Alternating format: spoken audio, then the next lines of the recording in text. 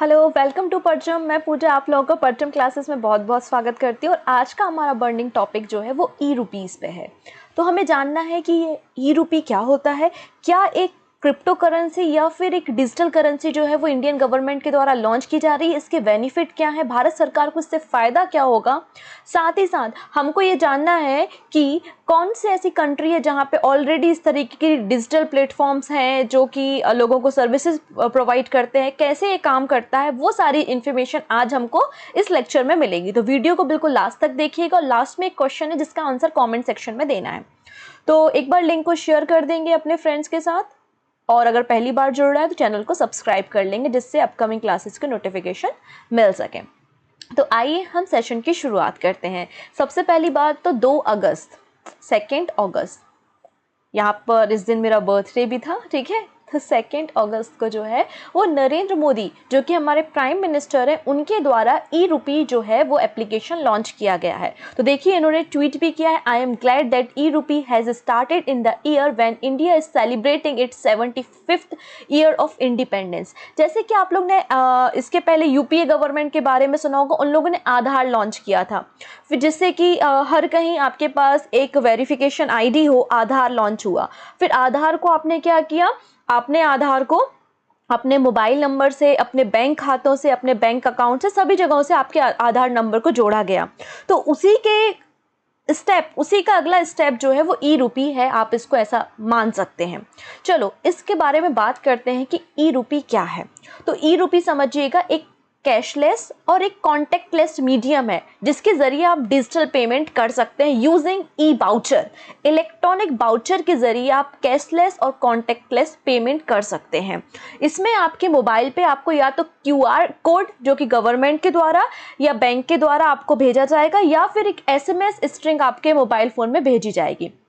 क्योंकि बहुत सारे ऐसे हमारे पास लोग हैं जो कि अभी स्मार्टफोन रन नहीं करते हैं, क्यूआर कोड उनके मोबाइल में नहीं भेजा जा सकता, तो उन लोगों के लिए इस एसएमएस की सुविधा भी उपलब्ध है। तो ये जो आपका ई रुपी है, इसमें क्या किया जाएगा, एक ई वाउचर आपके मोबाइल फ़ोन में भेजा जाएगा। किसके ज़रिए, क्यूआर कोड के ज़रिए या एसएमएस के ज़रिए, और जितने रुपए का वो वाउचर होगा उतने रुपए को आप खर्च कर सकते हैं, उसके कोई भी प्रोडक्ट परचेस कर सकते हैं। तो यहाँ पर ये पूरा का पूरा जो ट्रांजेक्शन है ये कैशलेस और कॉन्टेक्टलेस है, पहली चीज।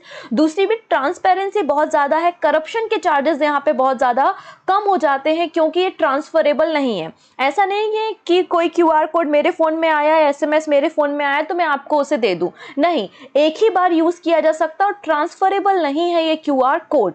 इसको डेवलप किसने किया है, तो इसको डेवलप उसी ने किया है जिसने भीम एप्लीकेशन को भी डेवलप किया है, मतलब एनपीसीआई, जिसका हेड ऑफिस आपको मुंबई में मिलेगा। 2008 में जो है वो एनपीसीआई बना था। क्या है एनपीसीआई का full form, National Payment Corporation of India. इसके अलावा यहाँ पे Department of Finance Services, Ministry of Health and Family Welfare and the National Health Authority, इन सभी लोगों ने मिलकर इस ई रुपी एप्लीकेशन को लॉन्च किया है। यहाँ पे आपको क्या है, आपके अकाउंट में जो है वो पैसे नहीं भेजे जाएंगे, पैसे की जगह एक बाउचर भेजा जाएगा। फॉर एग्जांपल जैसे कि आप किसी आईटी कंपनी में काम करते हैं, तो अगर आपका परफॉर्मेंस वगैरह अच्छा है तो कंपनी के द्वारा एक बाउचर आपको दिया जाता है। मान लेते हैं आपको कंपनी ने 2000 रुपये का एक बाउचर दिया और कहा कि किसी भी रेस्टोरेंट में जाके आप खाना खा सकते हैं। तो आप किसी भी रेस्टोरेंट में जाएंगे और खाना खाएंगे और फिर वो बाउचर उस रेस्टोरेंट वाले को दिखाएंगे कि हमारी कंपनी ने हमको एक बाउचर दिया है और आप इसके ज़रिए ये पेमेंट कर लीजिए। तो आपको उसे पेमेंट नहीं करना पड़ेगा, ये डायरेक्टली कंपनी के साथ ही यहाँ पर क्या हो गया, टाई अप हो गया, कंपनी के ज़रिए ही पेमेंट हो गया, ठीक है। तो उसी तरीके से ई वाउचर जो है वो लॉन्च किए जाएंगे। अच्छा, इन सब चीज़ों की ज़रूरत क्या है, ये प्रश्न आपके दिमाग में आ रहा होगा। तो देखिएगा, बहुत सिंपल शब्दों में मैं आपको बताती हूँ कि हमारा जो भारत देश है, और भारत में बहुत बड़ी आबादी जो है वो एक मिडिल क्लास, एक लोअर क्लास, एक बीपीएल कार्ड धारक हैं। अब गवर्नमेंट चाहती है, अभी कोविड का टाइम है, कि हर एक इंडिविजुअल पर्सन को क्या हो, वैक्सीनेशन हो, हर एक इंडिविजुअल व्यक्ति को क्या है, जो एक निश्चित आय से कम है उनको मास्क की सुविधा हो। अब गवर्नमेंट ने कहा कि सभी व्यक्तियों को जो कि बीपीएल वाले, उनको हम मास्क बांटेंगे, और मास्क जो है वो 20 रुपीज़ वाला होना चाहिए।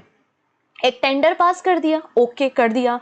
अब जिसने टेंडर लिया उसने घपला कर दिया। कैसे घपला कर दिया? 20 रुपए की जगह 5 रुपए वाला जो मास्क था वो सब लोगों को बांट दिया। मतलब जो बचा हुआ प्रॉफिट था 15 रुपीज हर एक मास्क में, वो तो टेंडर वाले के पास चला गया, और जो हमारे बीपीएल कार्ड धारक है, जो लोअर क्लास के लोग हैं, उनको वो पूरा बेनिफिट नहीं पहुंचा। उससे अच्छा अब गवर्नमेंट क्या करेगी, जो टारगेट ऑडियंस है या जो टारगेट हमारे लोग हैं, मतलब बीपीएल जो कार्ड धारक है जिनको गवर्नमेंट मास्क देना चाहती, तो उन सभी लोगों के फोन में क्या भेजेगी, एक वो क्यूआर कोड भेजेगी या एसएमएस भेजेगी, ठीक है ना, जिसमें लिखा रहेगा, जिसमें क्या रहेगा ये कि 20 रुपीज वाले मास्क का एक ये क्या है, क्यूआर कोड। अब किसी भी शॉप पे, किसी भी मेडिकल शॉप पे अगर वो लोग जाएंगे और वो क्यूआर कोड स्कैन कराएंगे या एसएमएस दिखाएंगे, तो उनको 20 रुपए वाला जो मास्क है वो मेडिकल के द्वारा दे दिया जाएगा। तो इससे जो 15 रुपए का प्रॉफिट कमा रहा था बीच में, जो एक इंटरमीडिएटर काम कर रहा है, या जो घटिया क्वालिटी के प्रोडक्ट मार्केट में आ रहे थे, तो उन पे अब आप कंट्रोल कर सकते हैं, ठीक है। तो आपके दिमाग में एक क्वेश्चन ये भी बन रहा होगा, ठीक है गवर्नमेंट ने 20 रुपए दे दिए मास्क के लिए, अरे कोरोना वोरोना तो सब जा रहा है, क्या ही करेंगे मास्क खरीद के, हम तो जाते हैं 20 रुपए की चॉकलेट खरीद लेते हैं, हमको नहीं चाहिए मास्क वास्क, ठीक है। तो हम जाते हैं चॉकलेट लेने के लिए एक मर्चेंट की शॉप पे, एक बिग बाजार में हम जाते हैं कि हमें तो चॉकलेट चाहिए है, और हमने चॉकलेट ले ली और वो क्यूआर कोड दिया। क्यूआर कोड जैसे ही स्कैन होगा वो क्या दिखाएगा आपको, इनवैलिड। वो व्यक्ति कहेगा भाई ये तो आपके मास्क के लिए है, मेडिकल शॉप में जाइए और वहां से मास्क परचेस कीजिए, ये चॉकलेट के लिए वैलिड नहीं है। तो क्यूआर कोड जिस चीज के लिए, जिस सर्विसेज को प्रोवाइड करने के लिए आपको वाउचर दिया जा रहा है या क्यूआर कोड या एसएमएस भेजा जा रहा है, आप उसी सर्विस को ही ले सकते हैं।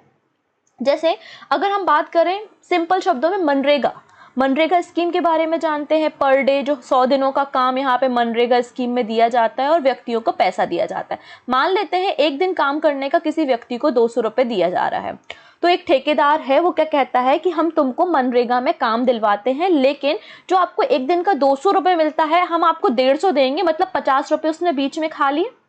तो ये करप्शन जो है वो कम हो जाएगा। तो भारत जैसा देश, भारत जो है वो डीपीएसपी के कॉन्सेप्ट में काम करता है, वेलफेयर स्टेट, मतलब आपका directive principle of state policy, जो कि आपके चैप्टर नंबर 4 में मिल जाता है, जो कि एक आयरिश कॉन्स्टिट्यूशन से अडॉप्ट किया गया है। तो भारत जो है वो वेलफेयर स्टेट के रूप में काम करता है, कल्याणकारी राज्य, मतलब भारत सरकार का जो सबसे ज़्यादा पैसा खर्च होता है वो वेलफेयर स्कीम में होता है, कि लोगों को फ्री में अनाज बांटना, दवाइयाँ, vaccination, MNREGA scheme, health services, बच्चों के लिए 6 से 14 साल तक के बच्चों को फ्री ऑफ एजुकेशन। तो ये जो भारत में वेलफेयर स्टेट का कॉन्सेप्ट है, तो भारत का अधिकतम जो पैसा है वो वेलफेयर के कामों में जाता है।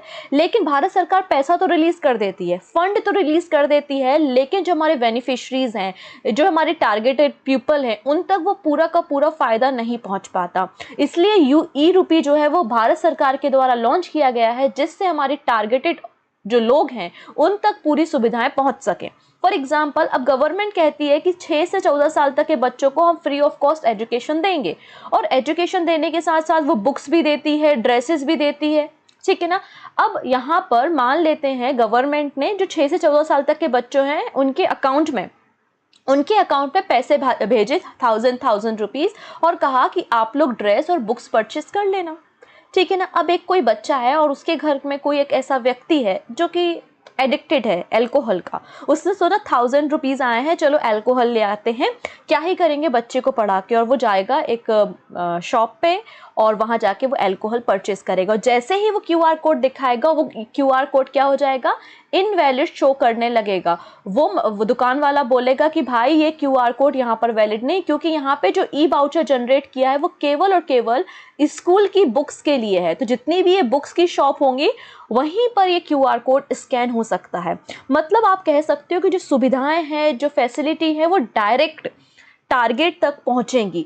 इससे जो भारत सरकार स्कीम लॉन्च कर रही है उसका इफेक्ट देखने को मिलेगा, क्योंकि अभी तो इफेक्ट देखने नहीं मिलता। भारत सरकार का कहना है कि हम बहुत ज़्यादा पैसा खर्च करते हैं, फंड देते हैं, लेकिन वो सारी सुविधाएं हमारे बेनिफिशरीज तक नहीं पहुंच पाती। इसलिए ये कैशलेस, कॉन्टेक्टलेस एक डिजिटल पेमेंट सर्विस जो है वो एनपीसीआई के द्वारा लॉन्च की गई है। 2 अगस्त को नरेंद्र मोदी ने इसको लॉन्च किया है। ठीक है। ये डिजिटल मैनर में विदाउट एनी फिजिकल इंटरफेरेंस यहाँ पर जो है वो ई वाउचर और ये पूरी सुविधाएं आपको मिलेंगी। ये इसमें किसी भी इंटरमीडिएटर की, मतलब किसी भी दलाल की आपको ज़रूरत नहीं होगी। और जो भी सारे वेलफेयर के काम है, जैसे मदर और चाइल्ड के वेलफेयर स्कीम चलती है, मनरेगा स्कीम चलती है, टीवी के लिए आरोग्य सेतु, जो आपका आयुष्मान भारत स्कीम चलती है, तो ऐसे सभी स्कीम्स में ये ई रूपी जो एप्लीकेशन है वो फ़ायदेमंद होगा। बस इसमें आपको एक ई वाउचर या QR कोड के फॉर्म में दिया जाएगा, जिसको आपको स्कैन कराना और आपकी सर्विसेज आपको मिल जाएंगी। लेकिन याद रखना है, जिस चीज़ के लिए मान लेते हैं किसान को 6,000 रुपये दिए गए हैं कि आप जाइए और फर्टिलाइज़र खरीद लीजिए, तो वो एक यूरिया या फर्टिलाइज़र ही उन 6,000 रुपये से खरीद सकता है। इसके अलावा अगर वो सोचे कि 2,000 रुपये का फर्टिलाइज़र खरीद लेते हैं और 4,000 रुपये के कपड़े ले आते हैं घर के लिए, तो वो पॉसिबल नहीं है। जिस काम के लिए पैसा भेजा जा रहा है उस काम के लिए ही ये यूज़ किया जा सकता है। ये इसका एक एडवांटेजेस है। तो आपको समझ में आ गया होगा कि ई रूपी कैसे काम करता है। तो यहाँ पर अभी हाल ही में कुछ बैंकों के साथ टाई अप हुआ है, जो लोग ये QR कोड जो है वो जनरेट करेंगे। तो टोटल यहाँ पर आप देख सकते हैं, आगे मैं बताती हूँ, 11 बैंक्स हैं, आप देख सकते हैं, axis bank, BOB, Canara, HDFC, ICICI, ये जो कुछ बैंक्स हैं, ये लोग जो है वो QR कोड जनरेट करेंगे। इनका ई रूपी के साथ जो है अभी टाई अप किया गया है। तो क्या ये डिजिटल करेंसी है? तो आंसर है डिजिटल करेंसी की तरफ ये बढ़ता हुआ पहला स्टेप है, लेकिन ये डिजिटल करेंसी नहीं है, क्योंकि आपकी जो क्रिप्टो करेंसी या बिटकॉइन या डिजिटल करेंसी होती है, उसमें आप गुड्स एंड सर्विस जो है वो अपने प्रॉफिट के लिए कर सकते हैं। लेकिन यहाँ पर वेलफेयर स्कीम है, ये गवर्नमेंट के कंट्रोल में है पूरी की पूरी, और इसमें आपको ई वाउचर सुविधा यहाँ पर दी जा रही है। तो थोड़ा सा डिफरेंस है यहाँ पर डिजिटल करेंसी या क्रिप्टो करेंसी और आपका ये ई रूपी एप्लीकेशन के बीच में। क्या इसके पहले और कोई ऐसा लोग कर रहे थे? तो बिल्कुल, अगर USA की बात करें तो USA में भी फूड डिलीवर करने के लिए इस तरीके से ई वाउचर चलते थे। साउथ कोरिया और सेवरल अदर कंट्रीज है जो इसको यूज़ कर रही हैं। ऐसा गवर्नमेंट ऑफ इंडिया का कहना है कि इस तरीके से अगर हम अपनी स्कीम को टारगेट लोगों तक पहुंचाएंगे, बेनिफिशरीज तक पहुंचाएंगे, तो भारत की GDP जो है वो 14% तक इंक्रीमेंट होने के चांसेस हैं। ऐसा गवर्नमेंट ऑफ इंडिया का कहना है ई रूपी के बाद। अच्छा, इसको और भी सेक्टर्स में फ़ायदा इससे मिलेगा, जैसे कि अगर हम कॉर्पोरेट सेक्टर में बात करें, मान लेते हैं हम IT सेक्टर में एम्प्लॉय हैं और IT सेक्टर के जो एम्प्लॉय हैं वो लगातार विजिट करते रहते हैं, अलग अलग कंट्री में जाते हैं, अलग अलग सिटीज़ में जाते हैं। मान लेते हैं एक व्यक्ति है जिसको कंपनी भेज रही है, कहाँ पर भेज रही है, मान लेते हैं मुंबई भेज रही है, और मुंबई में भेजने के बाद इन लोगों ने टाई अप किससे कर लिया? ताज होटल के साथ टाई अप कर लिया कि हमारी कंपनी के जो एम्प्लॉय आएंगे वो ताज होटल में रुकेंगे। तो कंपनी क्या करेगी? बैंक के पास जाएगी और कहेगी कि बैंक हमको ताज होटल के लिए 20,000 या 30,000 रुपये का एक वाउचर जनरेट कर दो। तो बैंक क्या करेगी? 3 QR कोड जनरेट करेगी। पहला QR कोड बैंक अपने पास रखेगी एज अ प्रूफ, दूसरा QR कोड जो है वो किसको दे देगी? ताज होटल को दे देगी, और तीसरा जो QR कोड होगा वो किसके पास होगा? कंपनी के पास होगा। तो जब भी कंपनी के एम्प्लॉय जो है वो ताज होटल में जाएंगे, QR कोड को स्कैन कराएंगे और वहाँ पर स्टे कर सकते हैं।